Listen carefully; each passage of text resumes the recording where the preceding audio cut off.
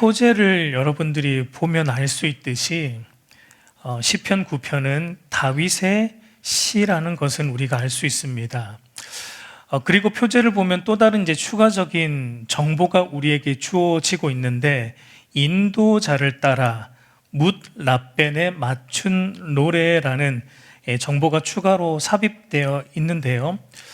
이것이 정확하게 무슨 의미인지는 모릅니다. 단지 이 뭇 라벤이라는 이 말, 이 히브리어의 문자적인 의미가 아들의 죽음입니다. 아들의 죽음. 그래서 일부 학자들은 이 아들의 죽음이라는 뭇 라벤을 어떻게 해석을 하냐면, 일부 학자들은 블레셋의 아들, 그러니까 골리앗의 죽음으로 이해를 해서, 그러니까 이 시는 다윗이 골리앗과의 전쟁에서 이기고 난 후, 그러니까 골리앗을 죽이고 난 이후에 다윗이 쓴 감사시다라고 일부 학자들이 말을 하기도 하는데, 추측일 뿐 정확하지는 않습니다. 만약에 여러분 이 시가 다윗이 골리앗을 죽이고 난 이후에 쓴 시였다면, 여러분 시의 전체적인 내용은 아마 분위기는 감사로, 찬양으로 넘쳐나야 하는 것이 맞을 텐데, 여러분 우리가 읽었지만 시편 9편의 좀 전체적인 분위기는 다윗이 여전히 원수들의 무고한 공격을 받고 있는 그런 상황에 처해 있다라는 것을 볼 수 있기 때문에, 그러니까 골리앗을 죽이고 난 후에 쓴 감사시로 보기에는 조금 어폐가 있다라고 생각이 돼요. 단지 정확한 건 모르지만 우리가 알 수 있는 것은, 우리 13절에서 주여 나를 미워하는 자에게서 받는 나의 고통을 보소서, 지금 다윗이 고통을 받고 있다라는 것을 우리가 알 수 있고, 그리고 또한 19절과 20절도 보면 여호와여 일어나사 인생으로 승리를 얻지 못하게 하시며 이방 나라들이 주 앞에서 심판을 받게 하소서, 여호와여 그들을 두렵게 하시며 이방 나라들이 자기는 인생일 뿐인 줄을 알게 하소서라는 이 내용을 보면은, 그러니까 다윗이 처한 상황은, 그러니까 하나님을 경외하고 있는 자기는 그러니까 악인들로부터 어떤 무고한 공격을 받아 고통 중에 놓여 있지만, 그러나 그 반대로 하나님을 경외하지 않는 악인들은 도리어 어떤 상황인 걸 다윗이 보고 있습니까? 그러니까 다윗이 여호와여 일어나사 인생으로 승리를 얻지 못하게 하시며라고 간청하고 있는 내용은, 지금 악인들은 어떤 상황이라는 겁니까? 악인들은 승리하고 있는, 그러니까 악한 자들은 도리어 승승장구하고 있는 것을 다윗이 보고 있는 그런 상황에 다윗이 놓여 있다라는 것을 우리가 알 수 있습니다. 그러니까 어떤 면에서 굉장히 억울한 상황, 불합리한 상황에 다윗은 놓여 있는데, 근데 여러분 재밌는 것은 다윗이 이렇게 불합리하고 억울한 상황 속에서도 이 시를 어떻게 시작하는가? 감사로 시를 시작한다라는 것을 우리가 보게 됩니다. 우리 1절과 2절을 한번 같이 읽어보겠습니다. 내가 전심으로 여호와께 감사하오며 기뻐하고 즐거워하며 지존하신 주의 이름을 찬송하리니. 그러니까 다윗은 불합리하고 억울한 상황 속에서도 어떻게 시를 지금 써내려가고 있고 어떤 고백을 하고 있습니까? 그러니까 전심으로 하나님께 감사하고, 전심으로 하나님의 그 기이한 일, 하나님의 행하신 놀라운 일, 우리를 구원하시고 또 악인을 심판하시며 그 행하신 하나님의 그 복음에 대해서 내가 전심으로 다른 이들에게 전하고, 전심으로 또 하나님을 기뻐하고, 또 전심으로 하나님을 즐거워하고, 또 전심으로 하나님을 찬송하고. 여러분 여기에 나오는 다윗의 표현들을 보세요. 감사하고, 또 전하고, 기뻐하고, 즐거워하고, 찬송하고. 그러니까 다윗이 하나님께 올려드릴 수 있는 모든 표현을 동원해서 하나님께 감사와 찬양과 경배와 예배를 드리고 있는 것을 우리가 보게 됩니다. 여러분 만약 저와 여러분이 이와 같은 상황을 겪고 있다고 한번 생각을 해보세요. 누군가가 여러분을 무고하게 막 공격합니다. 굉장히 억울해요. 무고하게 막 공격하고 우리를 아프게 합니다. 그리고 우리는 믿음으로, 그래도 믿음으로 살려고 몸부림치는데 여전히 우리의 삶에는 막 고난이 오고 고통이 있습니다. 근데 가만 옆을 돌아보니까 하나님 없다고 말하면서 악한 일을 마음대로 자행하면서 살아가는 자들은 보니까 하는 일도 잘 되고 평안하고 승승장구하고 있는 것을 볼 때, 여러분, 우리가 그러할 때 전심으로 하나님께 감사하고 또 전심으로 하나님을 기뻐하고 즐거워하고 찬양하면서 또 하나님의 위대하심을 우리가 다른 이들에게 전하는 일들을 여러분, 우리가 할 수 있을까요? 할 수 있을까요? 쉽지 않을 것 같아요. 근데 여러분 보세요. 그럼에도 다윗은 어떻게 하는가? 다윗은 정말 자기의 전 존재를 들여서 그와 같은 상황 속에서도 하나님께 감사하고 찬양하고 또 하나님을 기뻐하는 것을 우리가 보게 된다는 것입니다. 그러니까 여러분, 다윗은 감사할 수 있는 상황에서 감사한 게 아니라 도무지 감사할 수 없는 불합리함 속에서 감사하고 있고, 기뻐할 수 있는 상황에서 기뻐하고 있는 게 아니라 도무지 기뻐할 수 없는 고난 속에서 기뻐하고 있고, 그러니까 찬양할 수 있는 상황에서 찬양하는 것이 아니라 도무지 찬양이 나오지 않을 것 같은 그런 고통 속에서 다윗은 하나님을 즐거워함으로 찬양하고 있고, 복음을 전하고 싶은 상황이 아니에요. 그러나 다윗은 그럼에도 다윗은 복음을 전하고 있는 그런 모습을 우리가 오늘 이 시를 통해 보게 됩니다. 여러분, 우리가 지난 주일 오후 예배 때 사무엘상을 통해 보았듯이 이것은 여러분, 다윗의 중심이 늘 하나님을 향해 있기 때문에 가능했다라고 볼 수 있습니다. 여러분, 다윗의 중심이 얼마나 하나님께 향해 있었는가? 오늘 이 시편 9편의 형식을 좀 우리가 유심히 볼 필요가 있는데, 다윗의 마음이 얼마나 하나님께 향해 있었는지 이 시편 9편을 다윗이 쓰는 형식 안에도 그것을 우리가 좀 볼 수 있습니다. 여러분, 시편 9편은 어떤 형식으로 쓰였냐면, 이게 조금 이제 어렵습니다. 답관체 형식이라고 이제 이름을 합니다. 답관체 형식으로 쓰였어요. 이 답관체 형식은 히브리 시에 주로 쓰이는 문학 형식 중에 하나인데, 어떤 거냐면, 그러니까 히브리어의 자음이 있습니다. 그러니까 히브리어의 자음 순서를 따라 시를 배열하는 형식을 말하는데, 이걸 이제 이해를 돕기 위해서, 우리가 히브리어를 모르기 때문에 이해를 돕기 위해서 한글로 이제 설명을 드리자면, 여러분, 한글에 자음이 있죠. 기역, 니은, 디귿, 리을 뭐 이렇게 쭉 나가지 않습니까?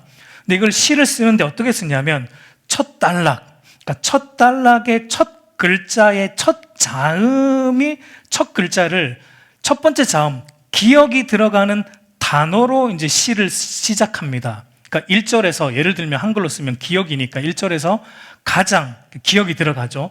가장 높으신 주님을 찬양함이 마땅하도다. 이렇게 이제 시작을 하고, 그럼 두 번째 단락으로 가면 이제 두 번째 자음, 니은으로 시작하는, 그래서 니은으로 시작하는 내가 온 마음을 다해 주님을 찬양하리라. 이렇게 또 시를 써나가고, 이제 세 번째 단락에서는 세 번째 자음, 그러니까 디귿을 가지고 다 함께 주님을 찬양하세.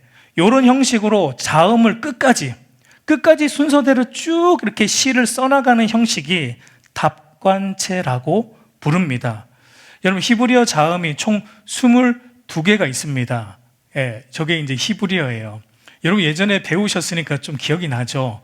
알레프부터 타우까지, 타브까지 총 22개의 히브리어 자음이 있는데, 이 자음 순서대로 시편 9편과 시편이 이렇게 쓰여져 있는 답관체 형식입니다.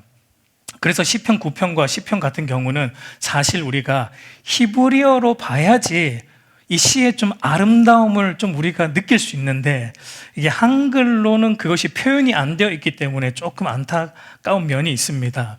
그래서 시편 9편에는 첫 번째 자음 알레프부터 12번째 자음 카프까지 이제 사용해서 시가 쓰여졌고, 시편으로 가면 13번째 자음부터 마지막 자음까지 사용해서 시편이 쓰여진 것을 우리가 보게 돼요.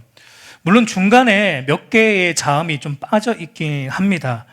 그러나 전반적으로는 이 답관체 형식으로 쓰여진 것이 사실입니다. 그래서 어떤 학자들은 이 9편과 10편이 하나의 시였을 것이다 라고 이제 말하기도 하는데, 그것은 중요한 것은 아니고요. 제가 말씀드리고 싶은 것은 히브리어 자음 22개를 사용해서 쓰는 이 답관체 형식으로 쓰고 있는 이유가 무엇인가? 여러분, 현대 히브리어에는, 원래 히브리어, 그러니까 고대 히브리어에는 모음이 없습니다. 모음이 없어요.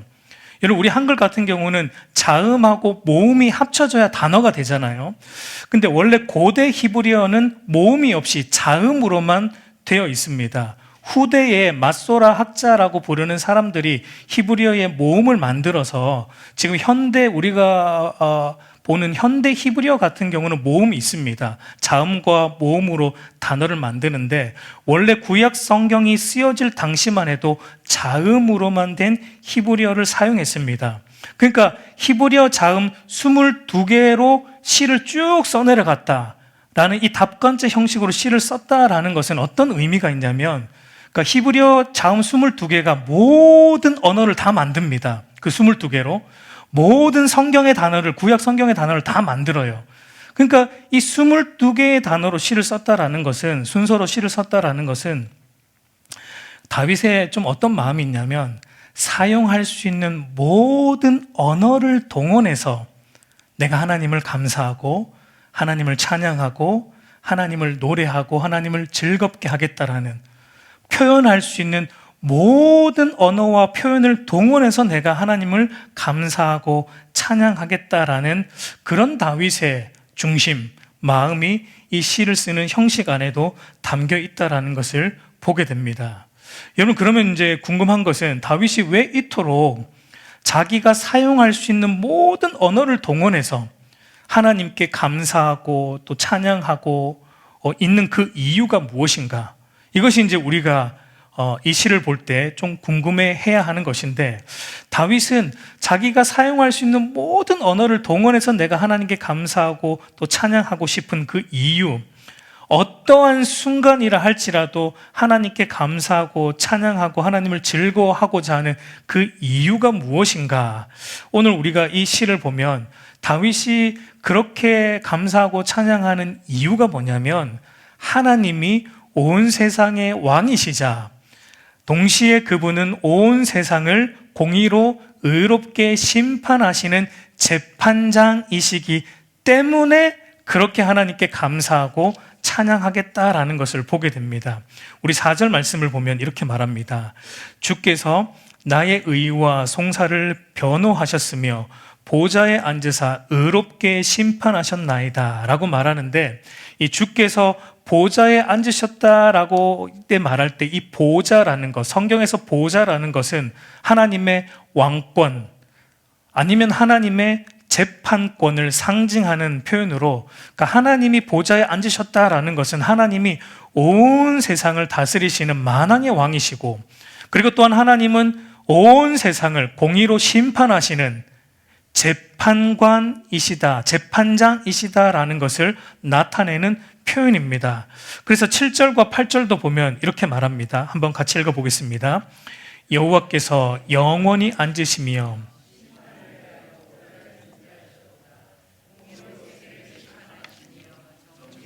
만민에게 판결을 내리시리로다. 그러니까 하나님은 만왕의 왕이시자 재판관으로서 온 세상을 공의와 정직으로 다스리시고 심판을 행하시는 분이심을 다윗이 고백하고 또 이것 때문에 감사와 찬양을 올리고 있다는 것을 보게 됩니다.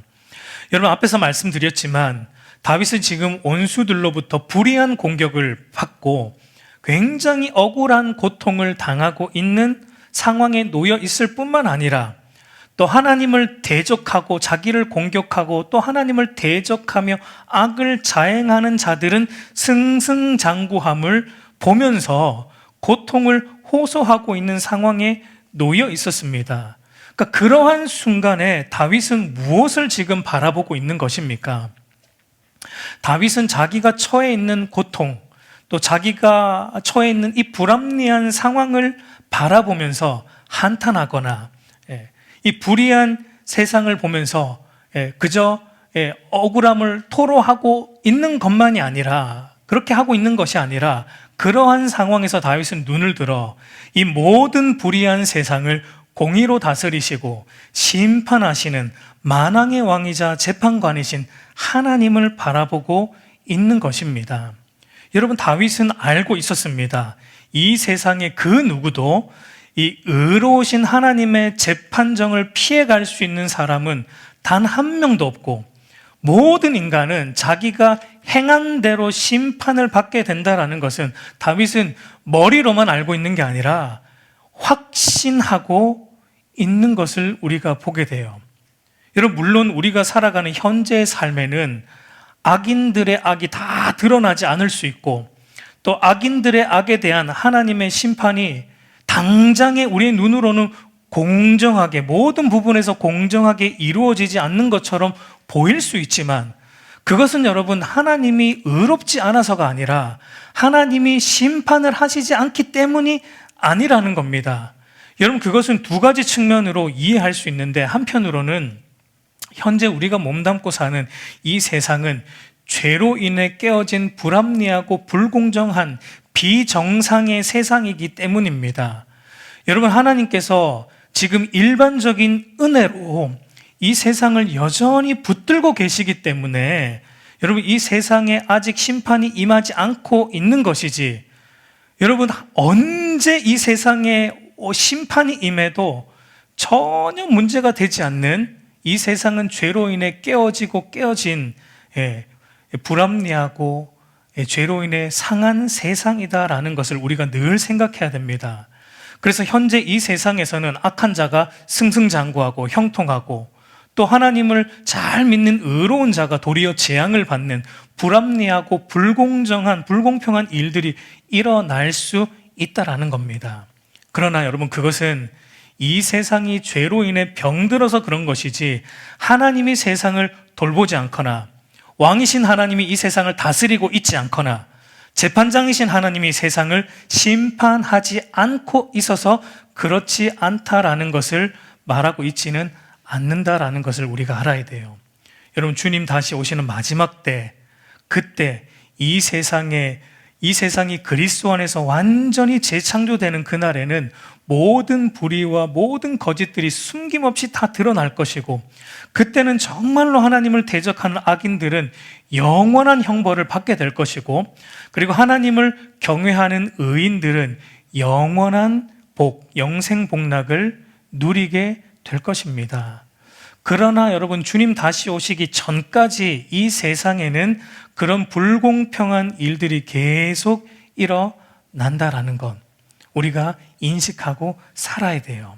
다시 한번 말씀드리지만, 그것은 하나님이 이 세상의 왕이 아니시거나 하나님이 재판장이 아니셔서, 하나님이 다스리지 않고 있거나 심판하지 않아서 그렇다라는 것을 말하고 있지 않고, 이 세상이 죄로 인해 깨어졌기 때문에 그렇다라는 것을 우리가 알아야 됩니다.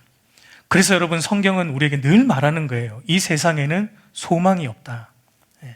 이 세상에는 그래서 소망이 없다라고 말하는 겁니다.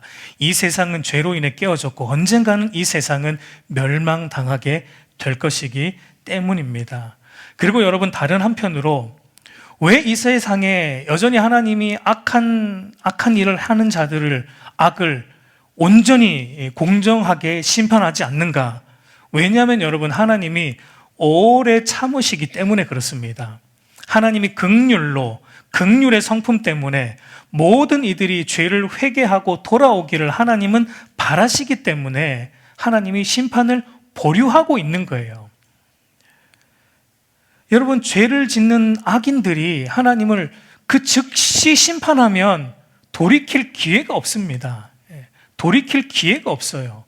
죄를 안 짓고 사는 사람이 어디 있습니까? 우리도 그렇고. 그러니까 죄를 짓는 그 순간 하나님이 즉각적으로 심판을 행하시면 인간은 돌이킬 길이 없습니다. 하나님은 그래서 오래 참으심으로 돌이켜 회개하기를 바라시는 긍휼의 성품 때문에 심판을 잠시 보류하고 계신 것이지, 심판이 없는 것은 아니에요. 마지막 때가 되면 하나님은 이 모든 불의함을 온전히 바로 잡으실 그 심판을 행하신다라고 말합니다. 어떻게 행한다라고 다윗이 말하냐면 3절을 보면은 이렇게 말합니다. 내 원수들이 물러갈 때 주 앞에서 넘어져 망함이니이다. 그리고 5절에서 6절도 보면 이방 나라들을 책망하시고 악인을 멸하시며 그들의 이름을 영원히 지우셨나이다. 원수가 끊어져 영원히 멸망하였사오니 주께서 무너뜨린 성읍들을 기억할 수 없나이다. 15절에서 17절도 보면 이방 나라들은 자기가 판 웅덩이에 빠지며 자기가 숨긴 그물에 자기 발이 걸렸도다.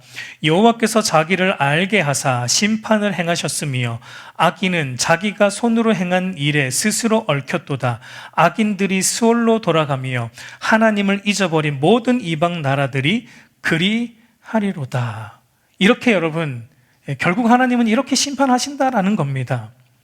이 모든 내용들의 핵심은 하나님을 부정하고 하나님 없이 사는 자들, 그러니까 하나님의 왕되심과 하나님의 재판관 되심을 믿지 않는 자들, 부정하는 자들, 그래서 하나님을 경외하지 않고 하나님을 두려워하지 않고 자기 소견을 따라 자기 마음대로 살아가는 자들은 결국 하나님이 이와 같이 망하게 하시고 멸망하시고 그들의 이름을 영원히 지워버리시고 그들을 심판하신다라고 다윗은 고백하고 있는 것입니다. 여러분, 이것은 결국 이들이 스스로 판 웅덩이에 스스로 빠진 겁니다. 스스로 행한 일에 스스로 얽혀서 수월, 곧 지옥으로 들어가게 된다라고 다윗은 말하고 있어요. 그래서 여러분, 사도 바울도 이렇게 말하는데 고린도전서 3장 19절 말씀 한번 같이 읽어보겠습니다. 이 세상 지혜는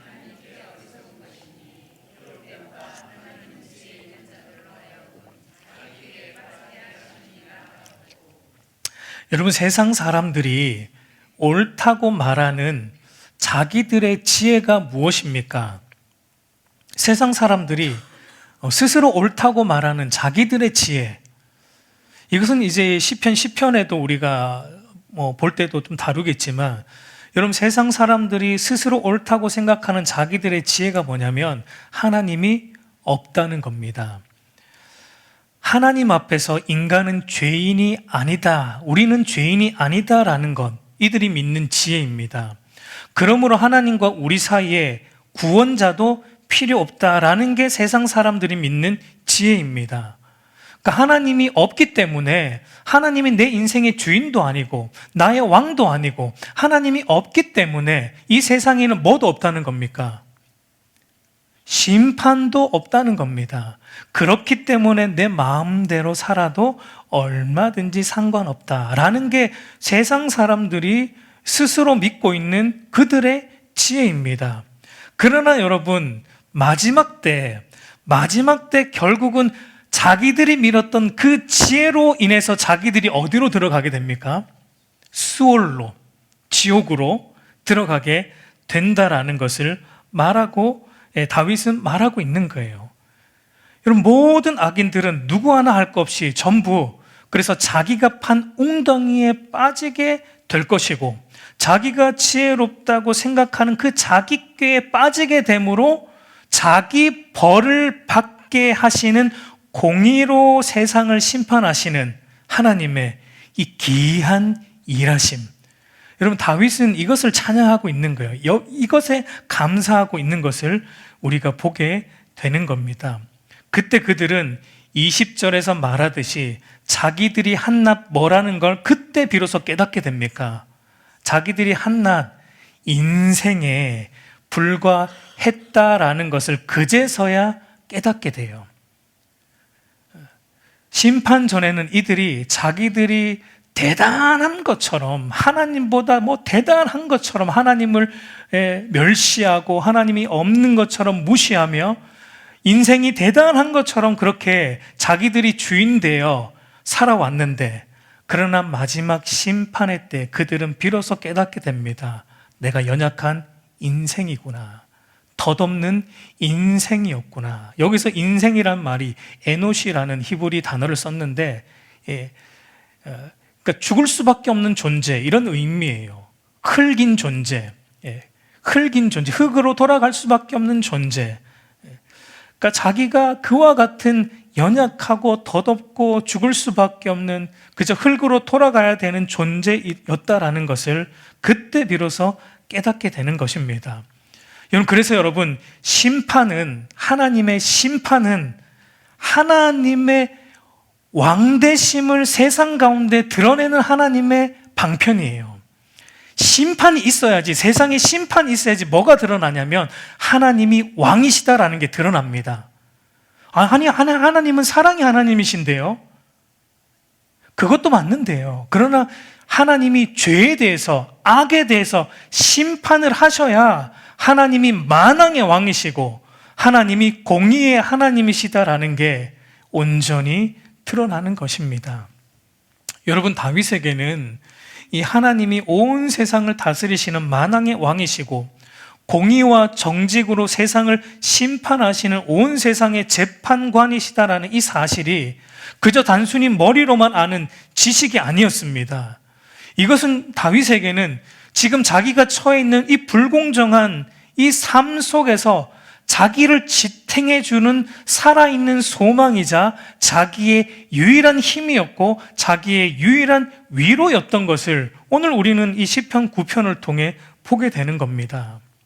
여러분, 오늘 이 하나님이 온 세상을 다스리시는 만왕의 왕이시고 그 하나님이 공의와 정직으로 이 세상을 심판하시는 재판관이다라는 이 사실이 오늘 저와 여러분에게는 어떤 의미로 다가옵니까?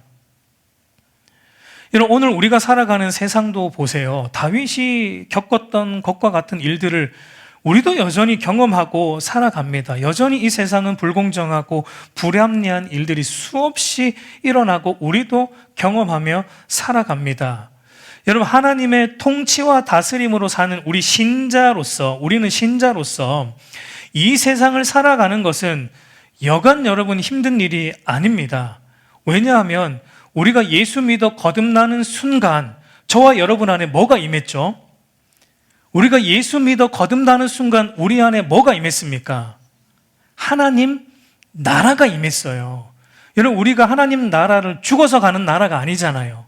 하나님 나라는 죽어서도 가겠지만 그러나 이미 이 땅에서부터 우리가 하나님의 통치와 다스림을 받으며 살아가는 나라가 하나님 나라입니다. 그러니까 우리가 예수 믿고 거듭나는 순간 우리는 이 세상 나라 속에 사는데 그런데 동시에 우리 안에 하나님 나라가 임했습니다. 그러니까 여러분, 예수 믿는 사람들은 두 나라를 살아야 돼요. 하나님 나라와 세상 나라, 이 두 나라를 살아야 됩니다. 그래서 힘든 거예요. 우리는 두 나라를 살아야 되기 때문에. 근데 여러분, 우리의 영원한 시민권은 어느 나라에 있습니까? 우리의 영원한 시민권은 하나님 나라에 있죠. 사도 바울이 말하듯이. 그러면 여러분, 이 땅, 이 대한민국 땅은 우리가 가지고 있는 주민등록증은 그건 뭡니까? 임시 거주권이에요. 영주권, 임시 거주하는 임시 거주권입니다. 그러니까 여러분, 신자들은 이 땅에서 이 세상 나라와 하나님 나라를 동시에 살아야 하는데, 근데 힘든 게 뭐냐면 문제가 일어나는데 하나님 나라의 가치관과 이 세상 나라의 가치관이 여러분 어떻습니까? 일치합니까? 안 일치합니다. 그래서 힘든 거예요. 하나님 나라 가치관은 하나님이 우리의 왕이다, 하나님의 통치를 받아 살아야 된다, 그것이 행복이다라고 말하는데 세상 나라의 가치는 네가 왕이다, 네 소견에 옳은 대로 사는 것이 행복이다, 그러니까 네가 살고 싶은 대로 사는 것이 진짜 복된 삶이다라고 세상 가치, 세상 나라는 말합니다. 그러니까 여러분, 우리 안에 하나님 나라가 임했고 우리가 몸담고 사는 나라는 그렇게 말하는 세상 나라이고, 그러니까 우리는 이 두 나라 사이에서 긴장이 늘 있는 거예요.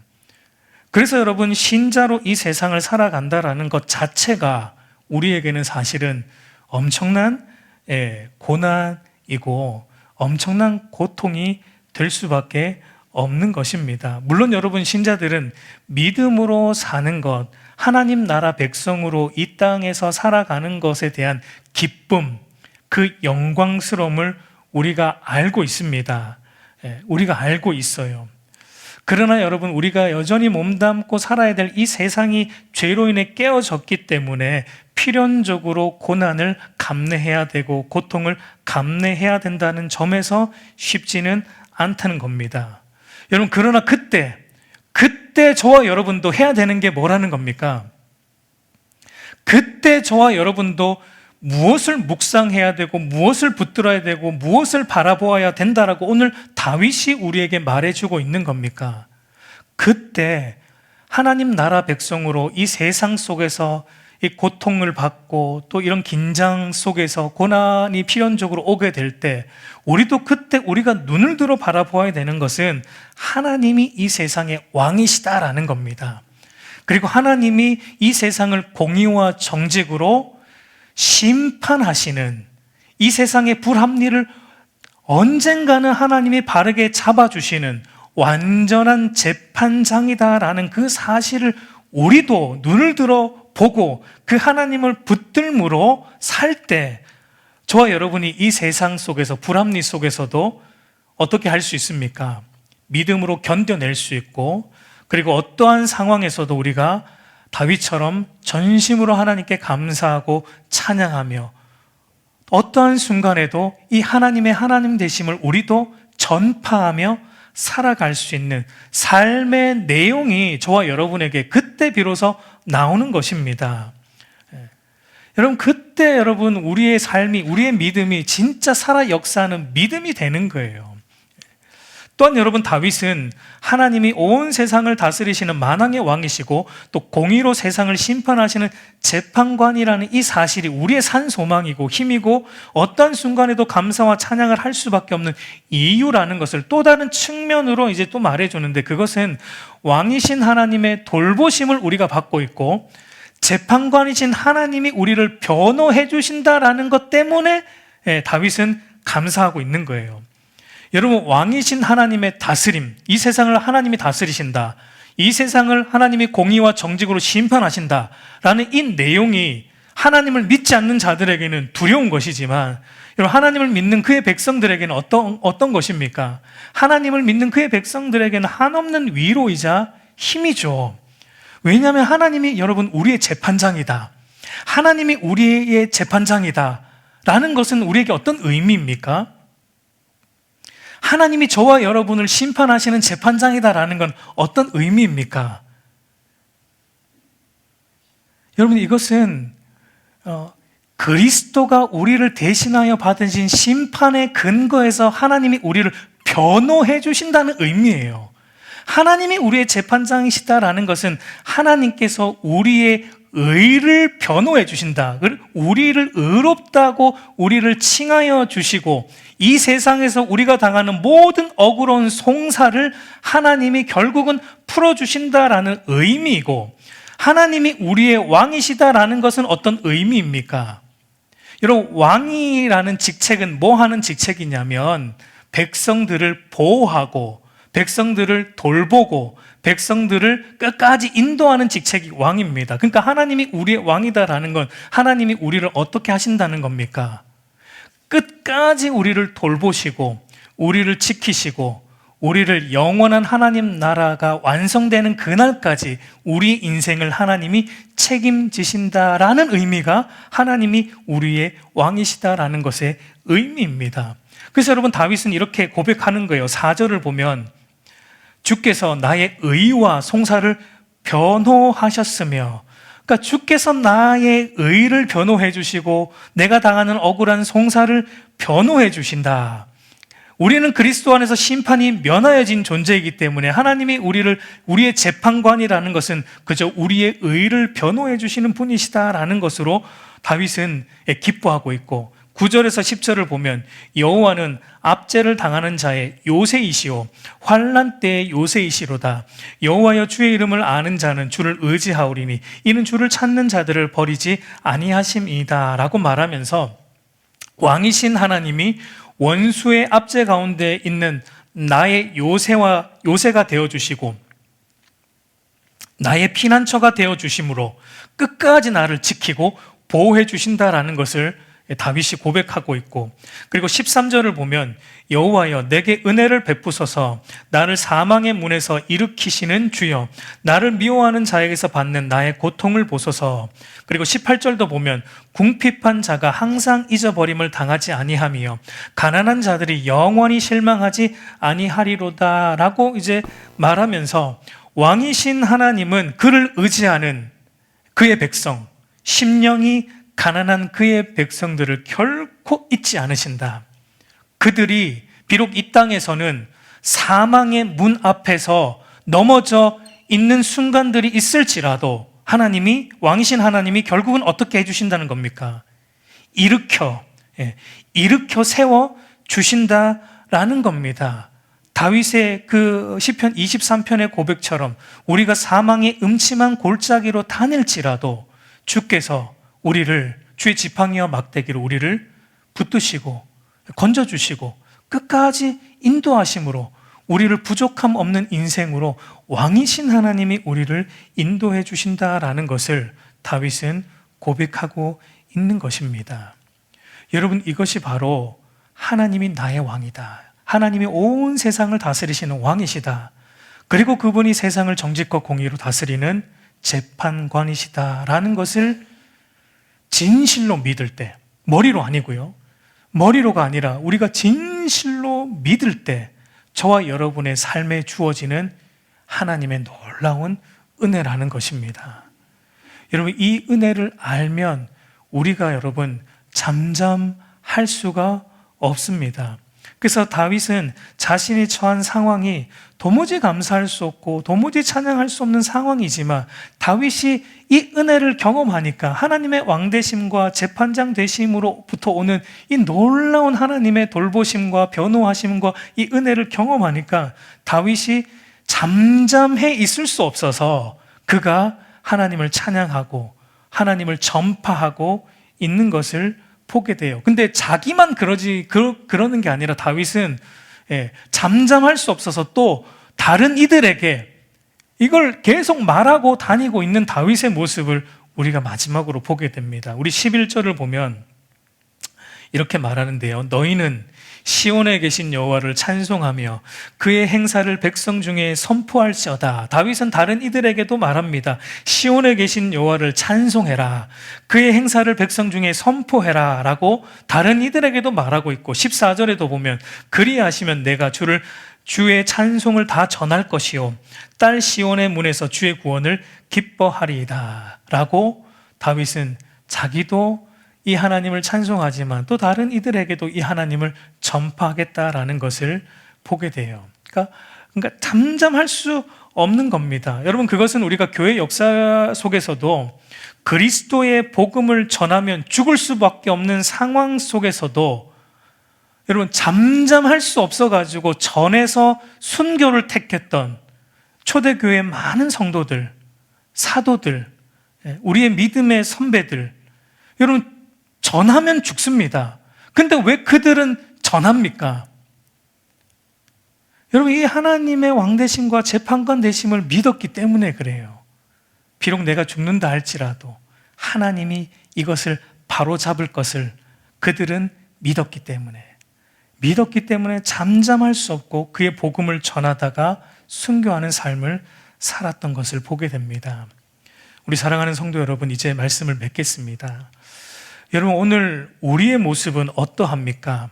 이 하나님의 만왕의 왕되심, 그리고 이 하나님의 재판관 되심을 불합리한 이 세상을 살아가면서 이것이 우리의 소망이자 우리의 힘이자 우리의 유일한 위로가 되고 있습니까, 여러분?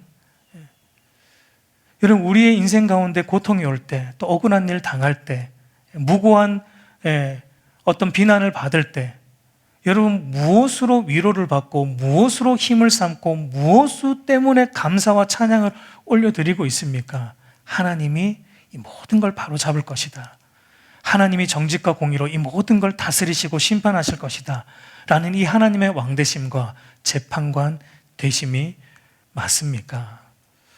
여러분, 그 하나님의 왕되심과 재판관 되심이 저와 여러분의 소망이 되기를 소망합니다. 저와 여러분의 힘이 되고 저와 여러분의 위로가 되는 은혜가 있기를 우리 주님의 이름으로 축복합니다.